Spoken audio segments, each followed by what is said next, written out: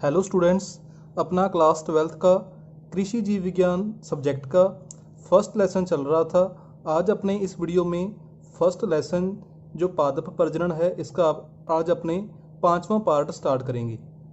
आज का अपना फर्स्ट टॉपिक है प्रतीप संकरण विधि या बैक्रॉस मेथड। संकरण की ये तीसरी विधि है, प्रतीप संकरण विधि। इससे पहले अपने इसकी दो विधियां पढ़ चुके हैं, वंशावली विधि और पुंज विधि, और आज अपने करेंगे प्रतीप संकरण विधि। तो प्रतीप संकरण विधि में क्या होता है कि इस विधि में F1 तथा बाद की पीढ़ियों का संबंधित जनक के साथ या पेरेंट्स के साथ प्रतीप संकरण करवाया जाता है। मतलब अपने पास दो जनक हैं या दो पेरेंट्स हैं, ए और बी दो जनक हैं। जब अपने इनके दोनों के बीच में अपने क्रॉस करवाएंगे तो संतति क्या आएगी? मान लो संतति आ गई AB। तो ये क्या कह रहा है कि इस विधि में F1 तथा बाद की पीढ़ियों का, ये कौन सी पीढ़ी होगी? F1 पीढ़ी। F1 तथा बाद की पीढ़ियों का संबंधित जनक के साथ प्रतीप संकरण करवाया जाता है। मतलब इस F1 पीढ़ी का ये जो दो जनक हैं, इन दो जनकों में से एक जनक के साथ बैक क्रॉस करवाया जाता है, क्रॉस करवाया जाता है। तो मान लो अपने इस F1 पीढ़ी का जो बैक क्रॉस है वो अपने करवाते हैं जनक B के साथ। तो ये अपना फर्स्ट टॉपिक था कि इस विधि में F1 पीढ़ी या इसके बाद की पीढ़ियों का संबंधित जनक के साथ प्रतीप संकरण या बैक क्रॉस करवाया जाता है। नेक्स्ट पॉइंट क्या कहता है कि प्रतीप संकरण में उपयोग किए जाने वाले जनक को आवर्ती जनक कहते हैं। मतलब इस F1 पीढ़ी का अपने जिस जनक के साथ क्रॉस करवाते हैं उस जनक को अपने क्या कहते हैं? आवर्ती जनक कहते हैं। तो यहाँ पर जो बी जनक है, इस बी जनक को अपने क्या कहेंगे? आवर्ती जनक। और जो दूसरा जनक है जिसके साथ अपने क्रॉस नहीं करवाते उसे अपने क्या कहते हैं? अनावर्ती जनक। मतलब ये आपने याद रखना है कि F1 पीढ़ी का जिस जनक के साथ क्रॉस करवाते हैं उसे अपने कहते हैं आवर्ती जनक, और जिसके साथ नहीं करवाते उसे अपने कहते हैं अनावर्ती जनक। तो स्टूडेंट्स, ये बैक्रॉस मेथड का चार्ट है। तो अब अपने इस चार्ट को समझने की कोशिश करते हैं। तो जैसा अपने अभी पढ़ा था कि बैक्रॉस मेथड के अंदर दो टाइप के जनक होंगे, एक होगा अनावर्ती जनक और दूसरा होगा आवर्ती जनक। तो अपने पास यहाँ पर दो जनक हैं, ए और बी या बी और ए। जनक ए को अपने शो किया है स्मॉल आर से और जनक बी को अपने शो किया है कैपिटल आर से। जो जनक ए है ये है कीटग्राही। मतलब यहाँ पर जो कीट है ये एक बीमारी का नाम है, पौधों के अंदर होने वाला एक रोग है। मतलब जो जनक ए है ये कीटग्राही है, मतलब इसमें जो कीट रोग है वो हो जाता है। और जो जनक बी है जो कि कैपिटल आर से शो हुआ है ये है कीटरोधी। मतलब इन पौधों में इस बीमारी के प्रति प्रतिरोधक क्षमता पाई जाती है। मतलब इन पौधों के अंदर ये जो बीमारी है वो नहीं होती। तो अपने प्रथम वर्ष क्या करते हैं? इन दोनों जनकों के बीच में अपने क्या करवाते हैं? क्रॉस करवाते हैं। और जो F1 पीढ़ी आती है, दूसरे वर्ष जो F1 पीढ़ी आती है वो क्या आती है? एक कैपिटल आर आती है और दूसरी कौन सी आती है? स्मॉल आर आती है। ये है अपनी F1 पीढ़ी। तो फिर अपने क्या करेंगे कि जैसा अपने परिभाषा में पढ़ा था कि बैक्रॉस मेथड के अंदर अपने क्या करते हैं कि जो F1 पीढ़ी होती है और जो आगे वाली पीढ़ियां होती हैं उनका अपने आवर्ती जनक के साथ बैक क्रॉस करवाते हैं। तो यहाँ पर आवर्ती जनक कौन सा है? ए, जिसे अपने शो किया है स्मॉल आर से। ये स्मॉल आर क्या है? कीटग्राही। तो अपने इस F1 जो पीढ़ी है, एक कैपिटल आर और एक स्मॉल आर, इसका अपने क्रॉस करवाएंगे आवर्ती जनक के साथ। और उसे अपने यहाँ पर लिख रखा है दोनों स्मॉल आर से, ब्रैकेट में क्या लिखा हुआ है? आवर्ती जनक ए। तो इनका अपने क्रॉस करवाएंगे दूसरे वर्ष। यहाँ पर ये जो साइन शो हुआ है ये साइन शो किया है आवर्ती जनक के लिए कि यहाँ पर आवर्ती जनक कौन सा है? Small R. इसलिए इन दोनों स्मॉल आर को एक बॉक्स में बंद किया हुआ है। तो अब अपने इस बात को समझना है कि बैक्रॉस मेथड के अंदर अपने जो F1 जनरेशन है या जो आगे वाली पीढ़ियां हैं इनका अपने आवर्ती जनक के साथ या संबंधित जनक के साथ क्रॉस क्यों करवाते हैं? बैक क्रॉस क्यों करवाते हैं? तो उसे अपने एक अलग पेज पर समझते हैं। देखिए स्टूडेंट्स, अपने पास दो जनक थे, एक था ए और दूसरा था बी। ए को अपने शो किया था स्मॉल आर से और बी को शो किया था कैपिटल आर से। जो बी जनक है इसमें बीमारियां नहीं होती और ए जनक है इसमें बीमारी हो रही थी। और इसके साथ एक और पॉइंट भी होता है जो आपकी बुक में नहीं दिया हुआ, कि ये जो ए जनक है या ए किस्म का जो पौधा है इसकी उपज ज़्यादा है। जो ए जनक वाला पौधा है इसकी उपज ज़्यादा है, लेकिन ये क्या हो जाता है, जो किट बीमारी है या किट रोग है वो रोग इस पौधे में या इस किस्म में ज़्यादा लगता है। लेकिन ये जो कैपिटल आर वाला जनक है इनकी उपज क्या होती है, इनकी उपज होती है कम। लेकिन इन पौधों में या इस किस्म के पौधों में जो किट रोग होता है उसके प्रति प्रतिरोधक क्षमता पाई जाती है। मतलब अपने इस प्रकार भी कह सकते हैं कि इस किस्म के पौधों की उत्पादन क्षमता या उपज तो कम है लेकिन इनमें रोग कम लगते हैं। लेकिन ये जो पौधे हैं इनकी उपज ज़्यादा है लेकिन इनमें रोग ज़्यादा लगते हैं। तो अपने को एक ऐसी किस्म चाहिए जिसकी उपज भी ज़्यादा हो और जिसमें रोग भी कम लगे। तो अपने इन दोनों में क्रॉस करवा देते हैं। तो F1 पीढ़ी क्या आती है, एक कैपिटल आर और एक स्मॉल आर। तो इस पीढ़ी में क्या होगा, जो पौधों में रोगों के प्रति क्या उत्पन्न हो जाएगी, प्रतिरोधक क्षमता उत्पन्न हो जाएगी, क्योंकि जो कैपिटल आर आया है वो आया है इस जनक से। तो इसके कारण क्या होगा कि जो पौधों में रोगों के प्रति प्रतिरोधक क्षमता बढ़ जाएगी। लेकिन इससे होगा क्या, जो उत्पादन क्षमता है वो कम हो जाएगी। मान लो ये जो पौधे हैं इनकी उत्पादन क्षमता थी 50 किलो और इनकी उत्पादन क्षमता थी 100 किलो। अब यहाँ पर उत्पादन क्षमता कितनी हो जाएगी, 75। जैसे अपने माध्य निकालते हैं कि कितने थे ये, 50 प्लस 100 बटा में 2 कितने हो गए, 150 बटा में 2, मतलब कितना आ जाएगा, 75। अब क्या हुआ, जो F1 पीढ़ी के पौधे हैं इनमें बीमारियों के प्रति प्रतिरोधक क्षमता तो आ जाती है लेकिन जो उत्पादन है वो कम हो जाता है। अपने को उत्पादन भी कितना चाहिए, अपने को उत्पादन भी 100 किलो ही चाहिए। लेकिन यहाँ पर क्या हुआ, उत्पादन कम हो गया, सिर्फ 75 या 75 किलो ही रह गया।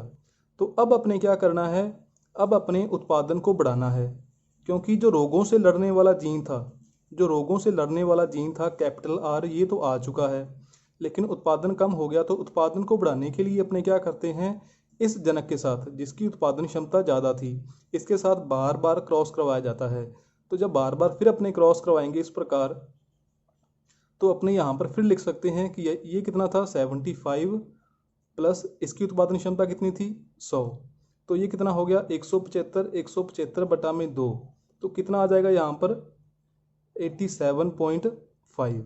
मतलब जो F2 पीढ़ी के पौधे होंगे उनकी यहाँ पर F2 नहीं आएगा, यहाँ पर आएगा BC1, क्योंकि यहाँ पर जो पौधा आएगा वो कौन सी प्रक्रिया के द्वारा आएगा, बैक क्रॉस करवाने के पश्चात। BC का मतलब क्या है यहाँ पर, बैक क्रॉस, और 1 का मतलब क्या है कि अभी तक अपने सिर्फ एक बार ही बैक क्रॉस करवाया है। और इन पौधों की जो उत्पादन क्षमता है वो कितनी होगी, 87.5, मतलब 75 की तुलना में अब क्या होगी, ज़्यादा होगी। तो इसी प्रकार जब अपने बार बार ये 5 से 6 बार अपने बार बार बैक क्रॉस करवाएंगे इसी पौधे के साथ, तो एंड में जो उत्पादन क्षमता है वो कितनी हो जाएगी, 99.99, मतलब 100 के लगभग हो जाएगी। 100 से ज़्यादा नहीं होगी लेकिन 100 के लगभग हो जाएगी। इस अपने 99.9 को अपने 100 भी मान सकते हैं। तो अब आपको समझ में आ गया होगा कि अपने बैक क्रॉस मेथड में F1 पीढ़ी और जो आगे की पीढ़ियाँ आती हैं उनका अपने आवर्ती जनक के साथ बार बार क्रॉस क्यों करवाते हैं। तो बार बार क्रॉस क्यों करवाते हैं कि जो उत्पादन क्षमता कम हो गई थी उस उत्पादन क्षमता को ज़्यादा करने के लिए अपने बार बार बैक क्रॉस करवाते हैं। तो इसी बात को मैंने इस चार्ट में शो किया हुआ है कि ये जो F1 पीढ़ी थी, इस F1 पीढ़ी में कौन से पौधे आए हैं, एक कैपिटल आर और एक स्मॉल आर। मतलब इसमें कैपिटल आर आ गया जिसके कारण इन पौधों में रोगों के प्रति लड़ने की क्षमता उत्पन्न हो गई, लेकिन इनकी उत्पादन क्षमता कम हो गई थी। तो इस उत्पादन क्षमता को वापस इस पौधे के बराबर लाने के लिए अपने इस F1 पीढ़ी का और जो आगे वाली पीढ़ियां होंगी इनका बार बार क्रॉस करवाएंगे अपने किसके साथ, आवर्ती जनक के साथ। तो जब इस F1 पीढ़ी का अपने क्रॉस करवाते हैं आवर्ती जनक के साथ, तो यहाँ पर कौन सी पीढ़ी आती है, ये पीढ़ी आएगी एक कैपिटल आर और एक कौन सा आएगा, स्मॉल आर। तो इस पीढ़ी को अपने नाम क्या देंगे, BC1। मतलब ये पीढ़ी किस प्रक्रिया के द्वारा उत्पन्न हुई है, बैक क्रॉस या प्रतीप संकरण के द्वारा। और बैक क्रॉस अभी तक कितने हुए हैं, सिर्फ एक ही बैक क्रॉस हुआ है। तो इसी प्रकार अपने लगातार वही प्रक्रिया करेंगे, चौथे साल भी वही प्रक्रिया करेंगे अपने, पाँचवें साल भी अपने वही प्रक्रिया करेंगे। तो ये जो बैक क्रॉस का प्रोसेस है इसे आपने करवाना है 6 बार, मतलब 8 सालों तक। तो जब बार बार अपने बैक क्रॉस करवाएंगे तो जो 8वें वर्ष BC6 जनरेशन में जो अपने को प्लांट प्राप्त होगा, इसकी उत्पादन क्षमता लगभग कितनी हो जाएगी, जो आवर्ती जनक ए था, आवर्ती जनक ए की उत्पादन क्षमता अपने कितनी मानी थी, 100 किलो।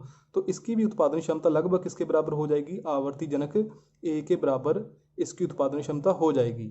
तो अब अपने को बैक क्रॉस करवाने की ज़रूरत नहीं है, क्योंकि इसकी उत्पादन क्षमता कितनी होगी, 100 किलो, और जो आवर्ती जनक ए है उसकी उत्पादन क्षमता कितनी थी, 100। अब इन दोनों के बीच में क्रॉस करवाएंगे तो क्या हो जाएगा, 200 बटा में 2 बटा बराबर कितना आ जाएगा, 100।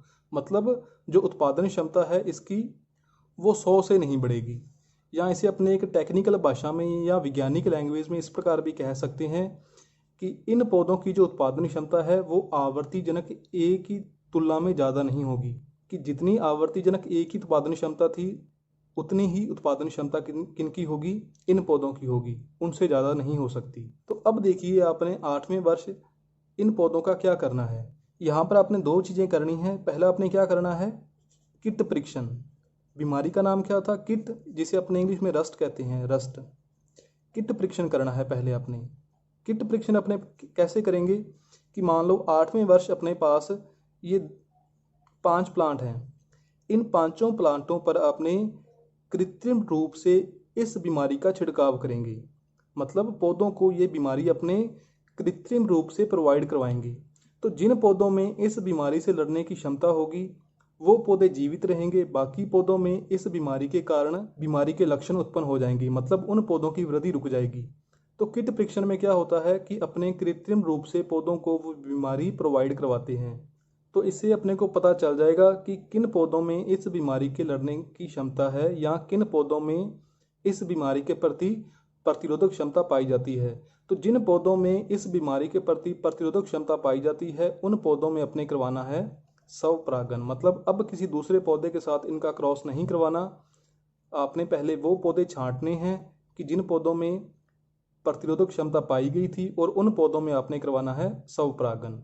और स्वपरागन करवाने के पश्चात जो बीज होंगे उन बीजों को आपने रखना है संभाल कर, और अगले साल मतलब 9वें साल उन पौधों को आपने अलग अलग क्यारियों में बो देना है। मतलब जैसे अपने पिछले मेथड में समझा था कि एक क्यारी में सिर्फ एक ही पौधे के बीज को बोना है। मतलब यहाँ पर यदि आपने 3 पौधों में स्वपरागन करवाया तो इन तीनों पौधों के बीजों को आपने अलग अलग रखना है और उन्हें अलग अलग क्यारियों में बोना है। और इस जनरेशन को अपने क्या कहेंगे, BC6F2। मतलब पहले थी F1, बाद में सीरीज आई थी बैक क्रॉस वाली, और ये जो F2 जनरेशन आई है ये 6 बैक क्रॉस करवाने के बाद में आई है। तो इसलिए इसे अपने क्या कहते हैं, BC6F2। तो BC6F2 में क्या होता है कि जो स्वपरागन करवाया था जिन पौधों में, उनके बीजों को अपने अलग अलग क्यारियों में बो देते हैं। मतलब कौन सी संततियाँ उगाते हैं, एकल पादप संततियाँ उगाते हैं। तो अब आपको पता ही है कि अपने यहाँ पर क्या करना है कि इन क्यारियों में से फिर अपने सर्वश्रेष्ठ पौधे छांटने हैं। सर्वश्रेष्ठ पौधे यहाँ पर कौन से होंगे, जिनमें इस बीमारी के प्रति, किट बीमारी के प्रति या रस्ट बीमारी के प्रति प्रतिरोधक क्षमता पाई जाती है।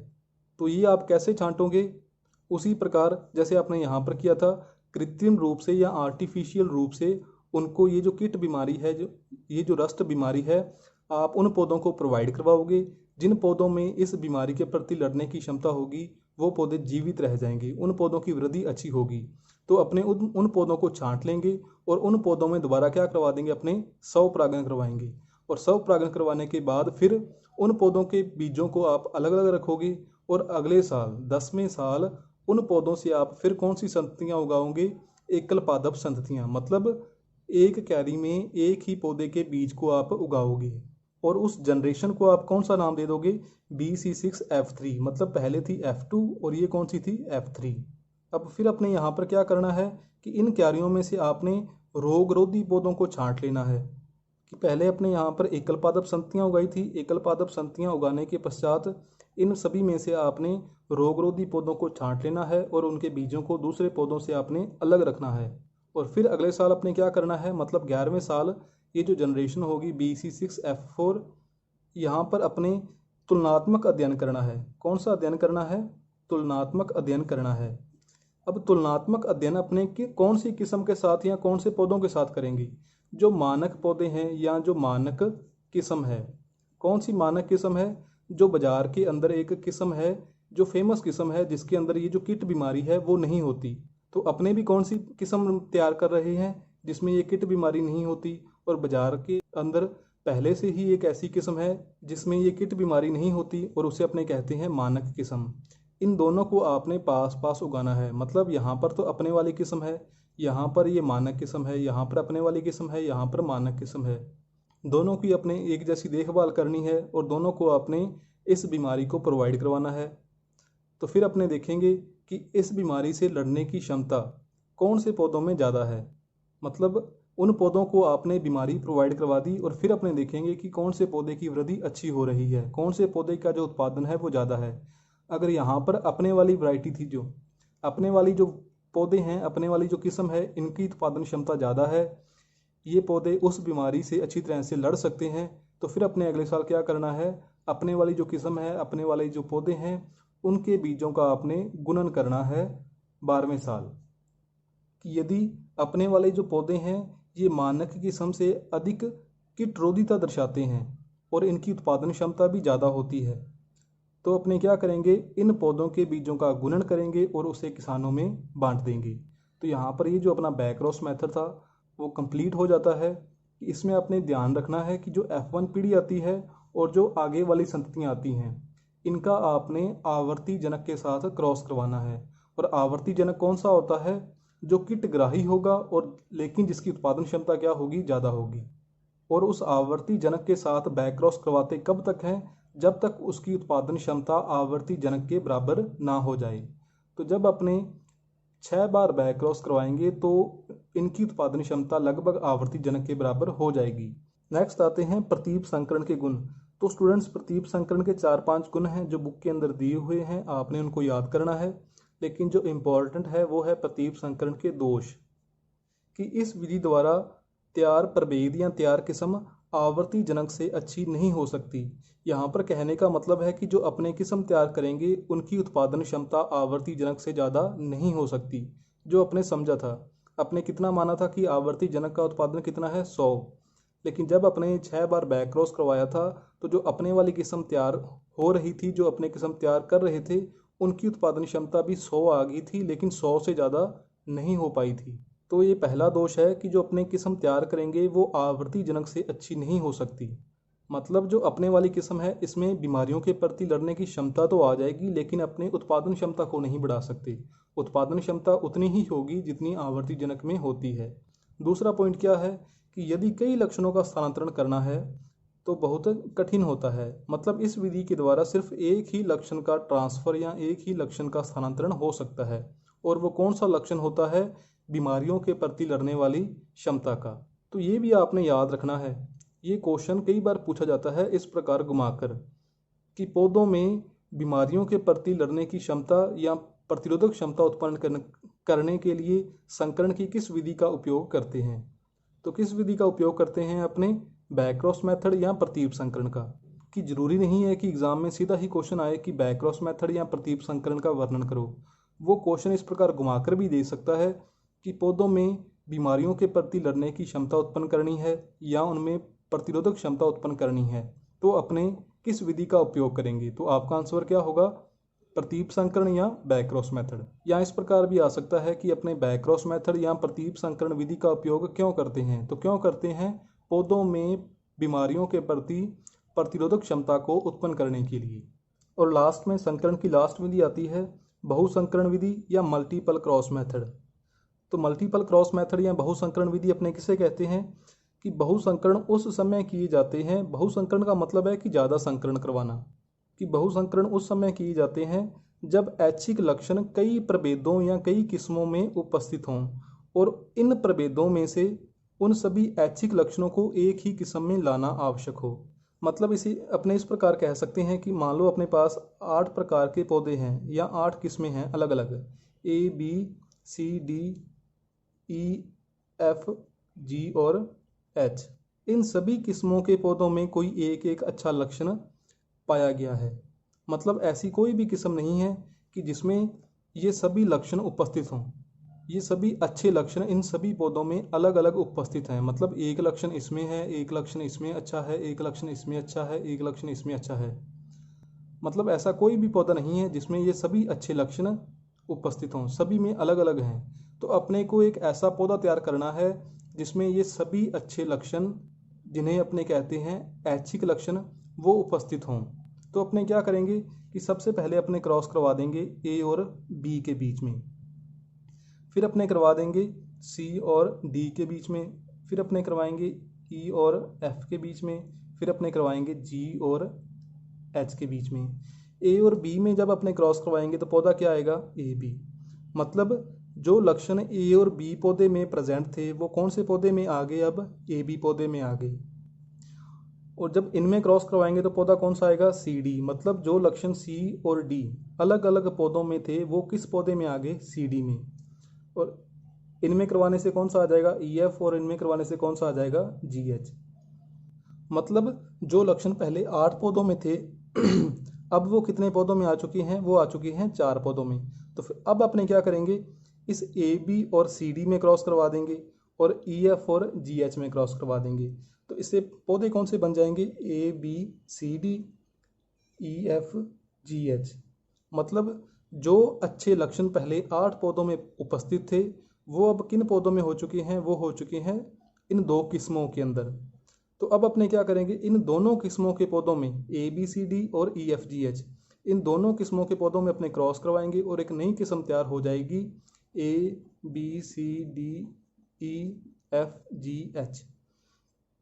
इस किस्म के अंदर वे सभी वांछित लक्षण, वे सभी लक्षण उत्पन्न होंगे या उपस्थित होंगे जो इन पौधों में उपस्थित थे। तो अपने क्या करना था, जो लक्षण इन पौधों में उपस्थित हैं, जो अलग अलग पौधों में जो लक्षण उपस्थित हैं, उन लक्षणों को अपने एक ही पौधे में लेके आना था, एक ही किस्म में लेके आना था।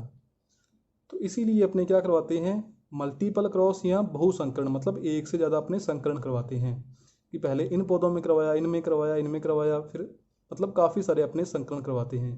लेकिन आपने याद रखना है कि ज़्यादा से ज़्यादा अपने 8 अलग अलग पौधों में ही क्रॉस करवा सकते हैं, इससे ज़्यादा अपने नहीं करवा सकते।